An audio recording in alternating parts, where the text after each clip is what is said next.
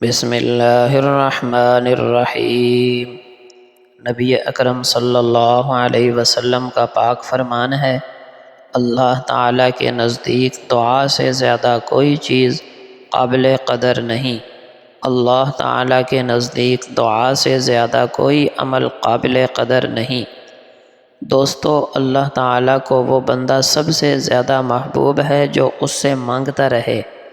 دعا بندے اور رب کے درمیان تعلق کو مضبوط کرتی ہے۔ اللہ کو وہ دل پسند ہے جو عاجزی سے اللہ سے مانگے۔ جو دعا مانگتا ہے دراصل وہ اپنی بندگی کا اظہار کر رہا ہوتا ہے۔ نبی اکرم صلی اللہ علیہ وسلم نے فرمایا، دعا ہر چیز پر اثر رکھتی ہے۔ وہ اس مصیبت کو بھی ٹال دیتی ہے جو آ چکی ہو، اور اس مصیبت کو بھی روک دیتی ہے جو ابھی نہ آئی ہو۔ اے اللہ کے بندو، دعا کو لازم پکڑو۔ دوستو، دعا انسان کے لیے ڈھال بن جاتی ہے۔ اللہ تعالیٰ دعا کے ذریعے مصیبتوں کو ہٹا دیتے ہیں یا اس کے اثر کو کم کر دیتے ہیں۔ کبھی انسان کو پتہ بھی نہیں چلتا کہ دعا نے اس کے لیے کتنی بڑی آفت روک دی۔ اسی لیے اللہ کے محبوب صلی اللہ علیہ وسلم فرمایا کرتے تھے، دعا کو اپنی زندگی کا حصہ بنا لو۔ نبی اکرم صلی اللہ علیہ وسلم نے فرمایا، جب کوئی مسلمان ایسی دعا کرتا ہے جس میں نہ گناہ ہو، نہ رشتہ توڑنے کی بات ہو، تو اللہ تعالیٰ اس دعا کے بدلے میں 3 میں سے ایک چیز ضرور دیتا ہے۔ یا تو وہی چیز فوراً عطا کر دیتے ہیں، یا اس دعا کو آخرت کے لیے محفوظ کر لیتے ہیں، یا اس کے بدلے کوئی آنے والی مصیبت ٹال دیتے ہیں۔ صحابہ کرام نے عرض کیا، یا رسول اللہ، پھر تو ہم بہت زیادہ دعائیں کیا کریں گے۔ آپ صلی اللہ علیہ وسلم نے فرمایا، اللہ تعالیٰ کے پاس عطا کرنے کے خزانے بہت زیادہ ہیں۔ محترم دوستو، اس حدیث سے پتہ چلا کہ اللہ تعالیٰ ہر سچی دعا کو ضرور سنتے ہیں، لیکن اسے 3 مختلف طریقوں سے قبول کرتے ہیں۔ اگر دعا بندے کے حق میں بہتر ہو تو اللہ تعالیٰ فوراً وہی چیز عطا کر دیتے ہیں۔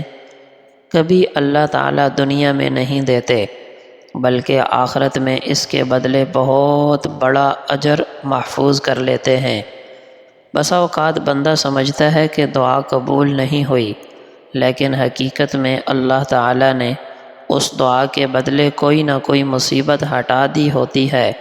خلاصہ یہ کہ دعائیں مانگنے والا بندہ کسی حال میں محروم نہیں رہتا۔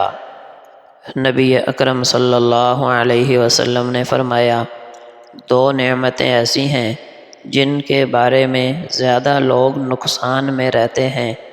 ایک ہے صحت اور تندرستی، دوسری ہے فراغت اور فرصت، یعنی فارغ وقت۔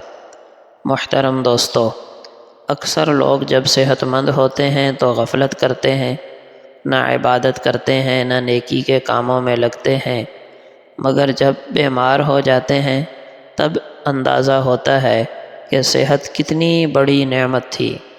عبادت، خدمت، دعوت و تبلیغ، نیکی کے کام صحت اور تندرستی میں آسان ہوتے ہیں، لہٰذا اس صحت کی قدر کرو تاکہ بعد میں پچھتاوا نہ ہو۔ اسی طرح جب انسان کے پاس وقت ہوتا ہے تو وہ فضول باتوں میں، فضول کاموں میں لگا رہتا ہے، لیکن جب مصروفیت یا بڑھاپا آ جاتا ہے اس وقت پچھتانے لگتا ہے، کہتا ہے کاش اس وقت عمل کر لیتا، اس وقت ذکر کر لیتا، تلاوت کر لیتا، دین کا کام کر لیتا، لیکن اس وقت پچھتانا بے فائدہ ہوتا ہے۔ ہر لمحہ قیمتی ہے، اسے علم میں، دعا میں، ذکر میں، تلاوت میں اور اللہ تعالیٰ سے مانگنے میں، خدمت میں، تبلیغ میں اور دینی کتابوں کے مطالعے میں، علماء کی صحبت میں استعمال کرو تاکہ کل کو کسی قسم کا پچھتاوا اور ندامت نہ ہو۔